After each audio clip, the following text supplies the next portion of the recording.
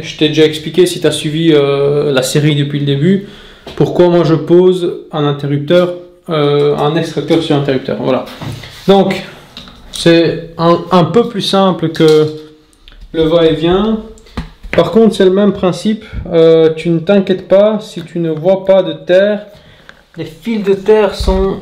Ah, tu les vois là, tu vois. Je les ai connectés de manière définitive dans un Wago. Et je les ai mis là-dedans, tu vois. Sinon, ça allait me prendre trop de place dans le blocher.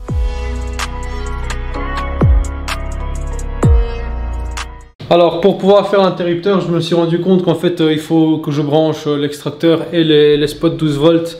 Donc, dans le coin 12 volts ici de la zone 0 et la zone 1, tu vois. Donc, ça c'est fait, c'est sous tension. Moi, je fais ça avec des transfos que je mets dans le plafond. J'ai déjà fait une vidéo sur ça. Ce sont les Nico transfo ferromagnétiques.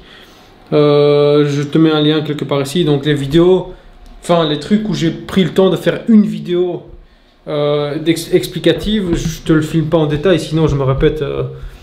Donc je t'invite à aller voir cette vidéo si tu veux savoir comment on peut brider dans un faux plafond une installation 12 volts dans un trou de spot. Là c'est pas le thème de cette vidéo. Donc qu'est-ce qu'on doit trouver? Comme d'habitude, tu sais, partout. Nous on a tout connecté ensemble pour avoir hop. Donc je disais, nous on a tout connecté ensemble pour avoir la lumière. Déjà c'est la base, tu vois. Et maintenant on va déjà... Le but, c'est de trouver les alimentations, tu vois. Alors, tu peux aussi faire un repérage, hein, c'est plus facile. Ça, c'est déjà une des phases. Tu la mets de côté. Hop. Et la deuxième, c'est celle-là. Tu vas la mettre de côté aussi. Voilà, ça, ce sont tes alimentations. Dès que tu trouves ça, t'es bon. Alors, tu peux aussi tester par continuité pour trouver quel fil alimente quoi. Dans ce cas, comme j'ai fait le coin 12 volts et comme j'ai fait l'extracteur, techniquement, pour moi, il suffit de voir lequel m'alimente quoi, par élimination. Voilà. Oh putain, j'ai plus de batterie dans les lampes. Forcément c'est moins lumineux. Bon écoute, tu m'excuseras, hein, je fais avec les moyens du bord. Donc je connecte tous les bleus ensemble parce que je vais interrompre par les bruns. Brun, hop. Tu vois, je vais pousser au fond, ça ne dérange pas. Alors là, le tout c'est de trouver lequel c'est, tu vois. Donc ça, extracteur, ça, lumière. Ça on met de côté lumière. Et donc ça c'est un pontage vers la chambre, tu vois.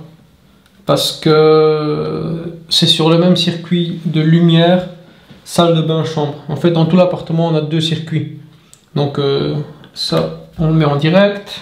De toute façon ça doit être en direct, tu vois. On va le pousser au fond et on va juste faire un pontage, tu vois. Voilà, un pontage. La règle numéro 1 en électricité, si tu respectes les dimensions, hein. Là on est sur du 1,5, mais tout se fait en 1,5. Tous les pontages, tout se fait en 1,5 sans exception, tu vois. Voilà, ça c'est mon alimentation. Hop, là j'ai l'extracteur, tu sais, si on les touche, l'extracteur démarre, et là si on touche ces deux-là, la lumière démarre. Maintenant il suffit de mettre l'interrupteur double.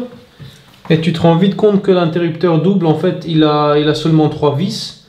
Alors, c'est très simple. Le L, c'est la phase sur laquelle tu as 230, tu vois, ou en tout cas sur laquelle tu as de l'électricité.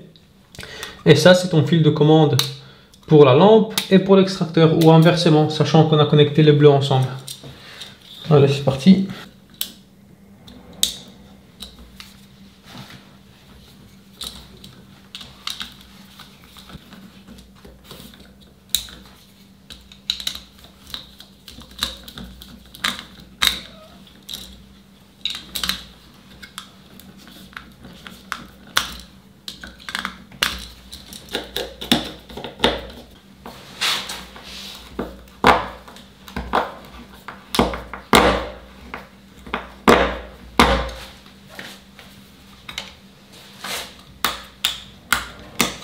Voilà, tu vois, je pense qu'on a fait le tour de ce qui est, on va dire, un peu plus complexe, tu vois. C'est-à-dire extracteur, spot.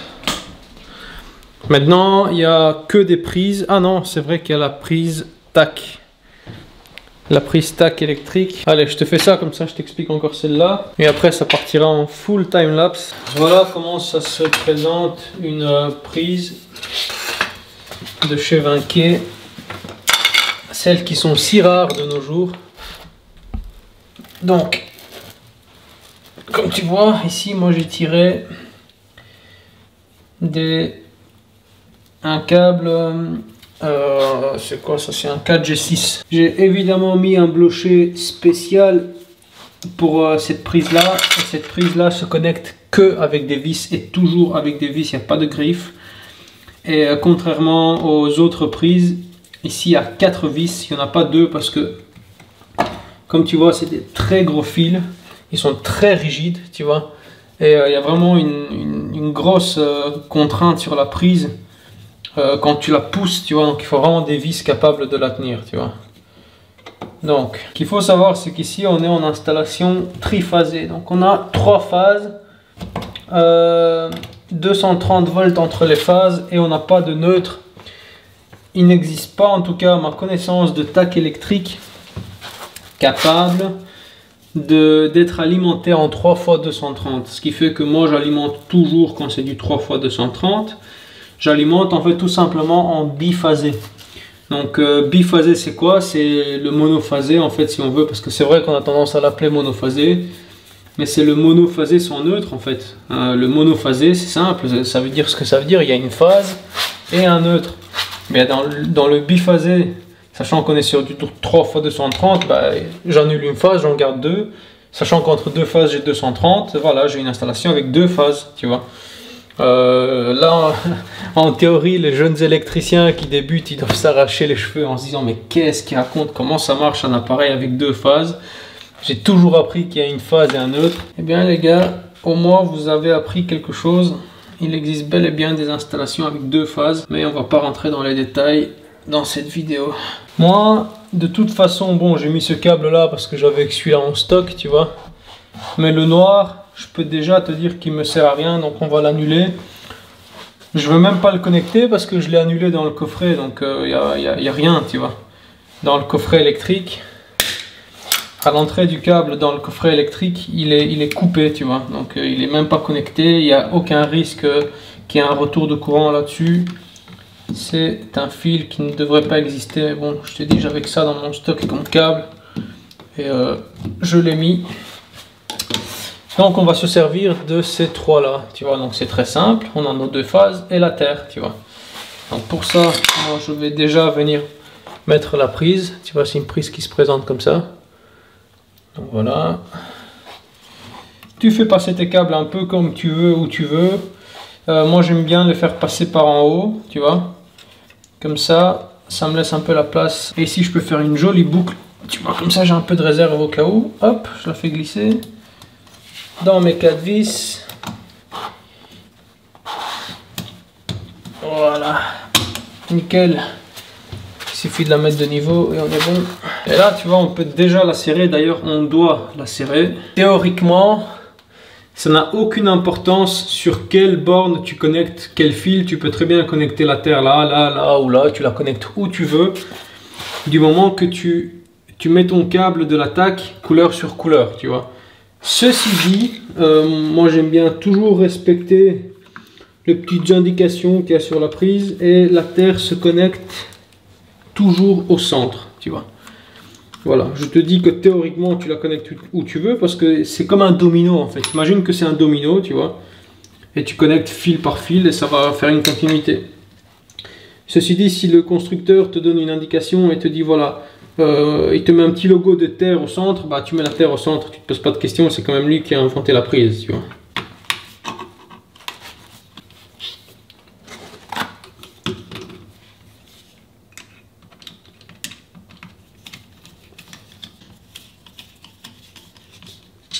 Et alors moi, pour pas le perdre, quand tu vas venir connecter ta tac électrique, bah, tu verras parce que je te filmerai au moment du montage de la cuisine. Tu vas mettre ton câble ici et tu vas mettre un cache là, tu vois. Alors moi je te dis que je le mets pour pas le perdre, grossièrement vissé parce que je vais devoir le dévisser quand je vais peindre. Voilà, tu vois. Et ce sera bien plaqué contre le mur. Ah ouais, c'est vrai, chaque fois je me dis que je vais pouvoir lancer le timelapse et commencer à vraiment travailler. Je me rends compte qu'il y a encore la prise TV et la prise téléphone.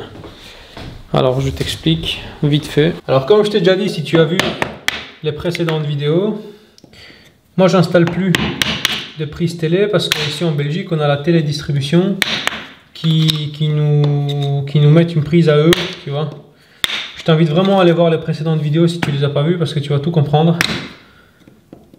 Mais une prise télé, bah, tu sais, tu as le câble télé fourni par la télédistribution. Alors, tu sais, je vais le couper un peu parce qu'il est un peu long, il n'a pas besoin d'autant. Tac, ça ira. Je nettoie bien le blocher au cas où le technicien passe. Et ici, je vais mettre un cache-trou. Alors, pour le cache-trou, ici, ce sera un cache-trou blanc, toujours de chez Nico. Comme ça, j'ai les mêmes caches de finition, tu vois. Par contre, Nico font des prises TV, tu vois. Les prises TV de chez Nico se présentent comme ça.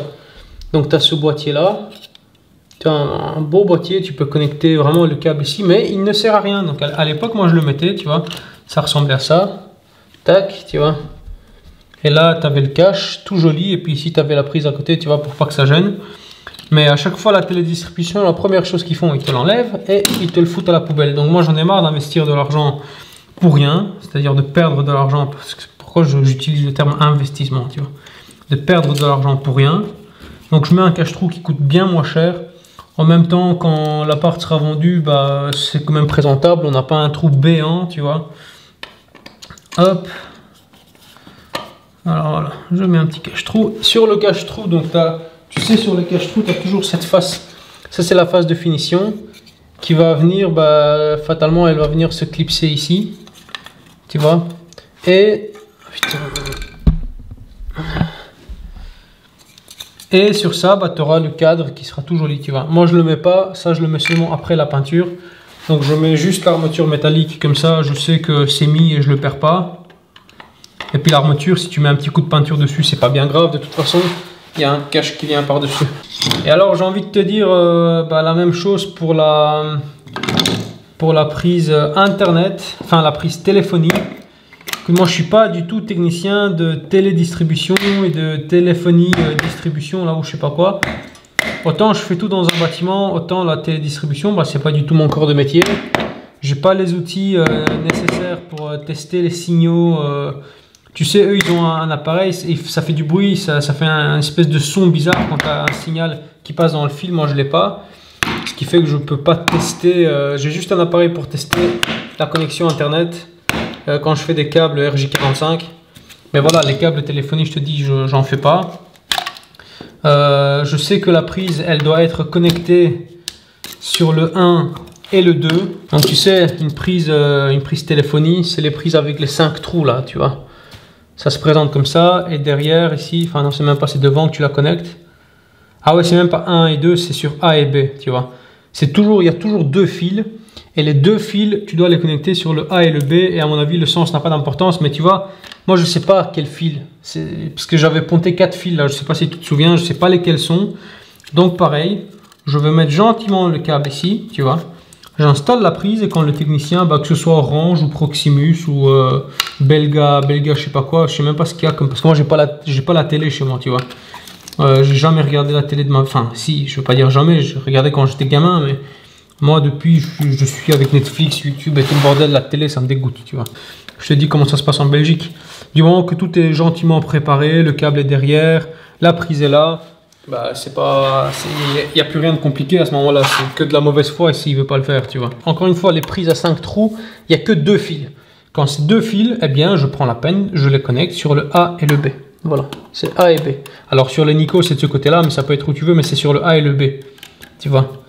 Donc là, je vais la laisser à blanc. Et puis ici, on aura 2 prises de courant, tu sais, au cas où je te dis, il y a un point télé. Donc tu auras, et ça... Donc les prises ici, bah, elles vont continuer dans la continuité parce que du coup je vais pouvoir mettre un cache triple vertical, tu vois. Allez, je fais ça en timelapse, c'est parti.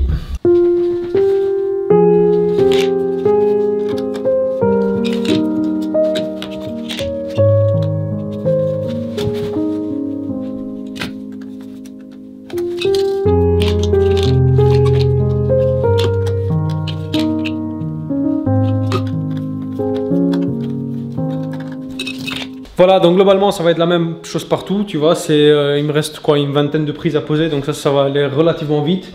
Par contre je te filme plus, parce que c'est inintéressant, tout ce qui était un peu intéressant, bah, je t'ai filmé comme ça tu vois. Maintenant il reste que des prises simples, quoi, donc rien d'hors du commun. Je pose ça et je te reprends quand on va poser les robinets Shell et le mitigeur de la douche. À toutes. Bon les gars, tous les appareils électriques sont posés, alors tu le vois de loin. Toutes les prises dans la cuisine, partout, tout ce qui est appareil électrique, tout est posé. Tous les spots, enfin les lumières, tu vois, à part les deux là, parce que c'est deux suspensions mais que j'ai pas. Mais sinon partout, et tu vois la différence de lumière entre les ampoules et les spots, c'est exage et j'adore. La lumière commence à bien se dessiner. Tu vois, dans la chambre, on commence à avoir vraiment deux faisceaux de lumière assez tamisés. Dans la salle de douche aussi, on commence à avoir des coins d'ombre, des coins lumineux. Tu vois, on commence à pouvoir jouer avec la lumière, ça j'adore. Bref, je finirai par tout te montrer en fin de vidéo, mais sans grande transition. On va rapidement placer les robinets Shell et le robinet de la douche. Comme ça, je sais que j'ai fait tout ce que j'ai voulu faire aujourd'hui. Et puis moi j'ai encore 2 petites heures pour prendre des mesures, etc. Parce que il faut que j'aille commander encore des marchandises. Allez, c'est parti. Par contre, dans la salle de bain, on met aussi des rallonges dans le mur. Parce que bon, comme j'ai carrelé... déjà ici, je savais que j'allais devoir mettre une rallonge. Et c'était prévu, hein. Ça ne me choque pas plus que ça. Donc ici, il y aura une rallonge de 5 cm parce que... Tu sais, j'ai fixé la culasse sur la partie externe de la cloison. C'était beaucoup plus facile et donc j'avais totalement prévu de mettre une rallonge. Tu vois, ça c'est une rallonge de 5 cm en laiton, tu vois. Donc il vient se mettre dans ta culasse. Et pour la serrer, bah, tu te rends bien compte qu'en fait elle rentre dans le mur, tu vois. Et bien ça se serre, c'est universel, hein, avec une clé Allen de 12. Tu vois, la clé Allen de 12, tu vas venir la mettre là-dedans. Tu vois. Et alors tu la prends haut à la main, et si c'est trop dur, tu peux très bien la choper au Knipex et serrer, tu vois. Voilà.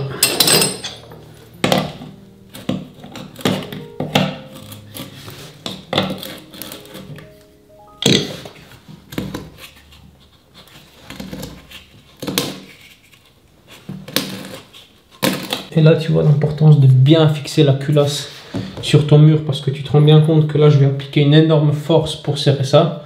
Si jamais la culasse elle est mal serrée, bah, ton multicouche ou ton PER il va fatalement se tordre, tu vois. Là je ne crains rien, je le sais. Et tu vois, sur ce genre d'intervention, là c'est typiquement l'intervention où tu dois être archi sûr de ton coup parce que tu ne vois pas s'il y a une fuite. Tu te rends bien compte que moi je vais mettre mon raccord dans le mur, je vais le mettre et le point de fuite il sera à l'intérieur du mur si jamais, tu vois. Donc on ne le voit même pas et ça va se révéler genre 4 ou 5 mois après parce que tu as le parquet qui gonfle et ça pue la moisissure partout, tu vois. Donc ça c'est la catastrophe, ça c'est vraiment, ça m'est jamais arrivé parce que je suis extrêmement précautionneux. Dès que, tu vois, en plus je mets, en plus du Loctite 55, je mets le 577, tu vois. Alors eux ils disent qu'il faut pas le mettre, moi je le mets parce que ça fiche le raccord, tu vois. En plus d'assurer une petite étanchéité en plus. Voilà, hop. Et là j'entends tout ce qui se passe, tu vois. Je fais archi attention. En le serrant, je sens bien à la poignée si le téflon rentre bien le mâle dans la femelle, tu vois, je le sens. Si j'ai un doute, si j'ai le moindre doute, je desserre, je recommence. Tu vois, là je sens qu'il y a déjà, regarde, à main nue, ça va presque plus alors que j'ai à peine fileté 2 tours, tu vois. Donc c'est que ça prend super bien.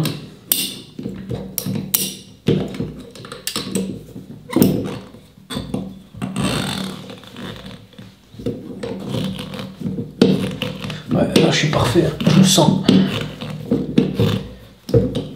Voilà, je suis arrivé en butée. Hop.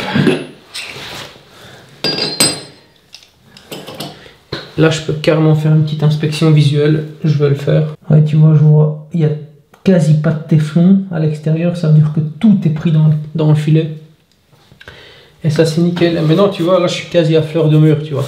Là, je peux parfaitement venir mettre le robinet de la machine à laver. Alors, des robinets de machine à laver, il y en a des... Il y a 50 modèles.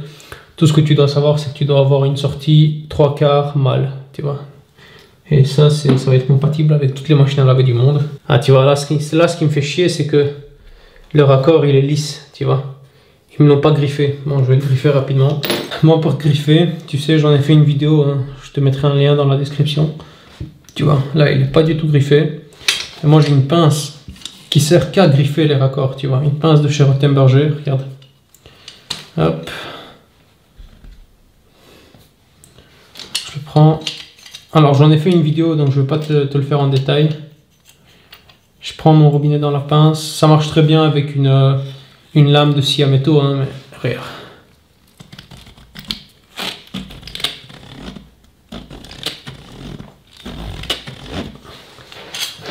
Sans effort. Regarde-moi la qualité de cette griffe.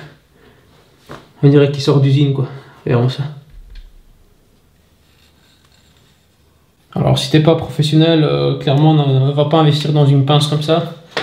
Si tu vas faire 2-3 raccords, mais je peux te jurer que si tu dois en faire à la chaîne, bah t'es bien content de l'avoir sous la main parce que ça te nique le poignet. À force de faire ça toute la journée, de griffer, etc. Là c'est vraiment facile. Mais voilà, tu prends ce que tu veux, tu viens, je suis pas sponsorisé.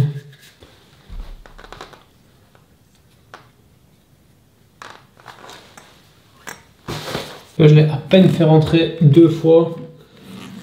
J'ai déjà du mal à le serrer, ça c'est très bon signe.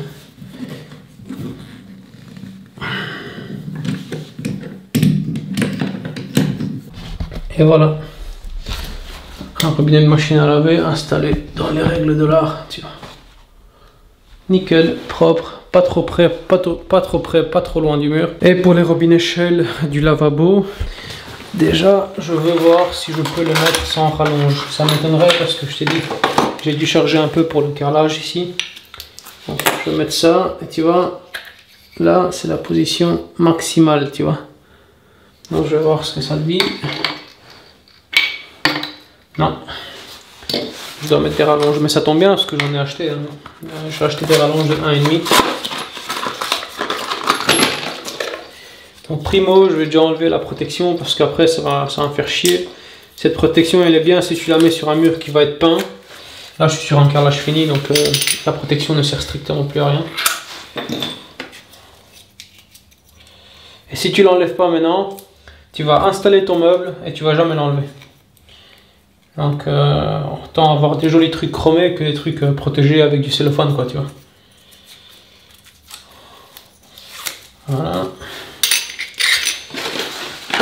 Encore une fois, les accessoires, je les jette à la poubelle, j'en ai pas besoin, je les installe toujours nus. Parce que les robinets ont un raccord flottant en 3/8 et ça c'est du 3/8 mâle, c'est parfait. Tu vois, j'avais prévu le coup, j'ai acheté 4 rallonges de 1,5, 2 pour la douche et 2 pour les robinets Shell. Voilà, je vais mettre ça dans chaque culasse.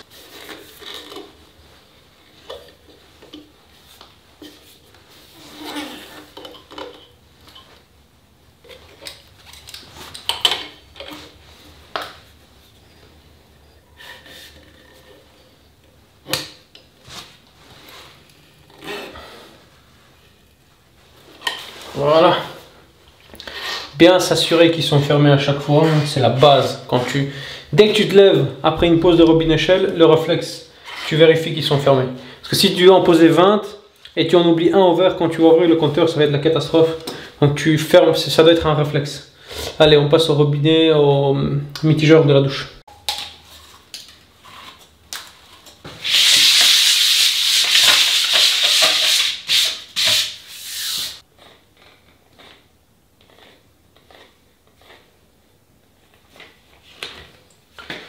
Les gars, je dis ça, je dis rien, mais j'ai fait une super vidéo tuto sur comment utiliser le Loctite. Hein, donc je vous mettrai un lien quelque part ici, ou vous verrez peut-être même dans la description. Non, dans la description je le fais jamais.